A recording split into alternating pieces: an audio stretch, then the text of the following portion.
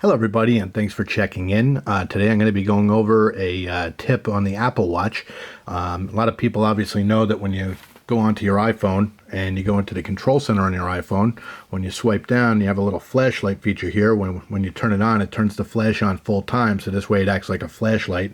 So if you're walking around in a dark room, you can see with no problem. A lot of people didn't really know that you can also do that on your Apple Watch.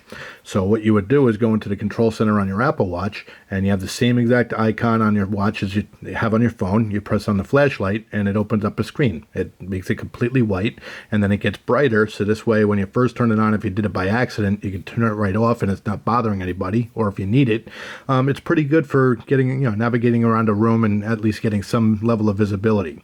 The other feature on it though is if you move it to the right, you're going to get a little strobe feature. So if you're stuck on the side of the road and you need to grab people's attention, it gives you the strobe effect, so this way it'll catch people's eye and hopefully pull over and help you out.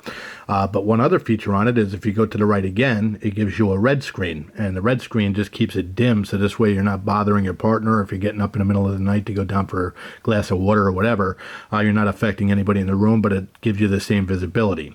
Now if you go back to the main screen, there's a feature on the Apple Watch that also has movie theater mode, and what it does is it keeps the Apple Watch silent and the screen dark, and it also turns off the touch to wake feature, so this way you're not disturbing people around the movie theater when you're watching a movie.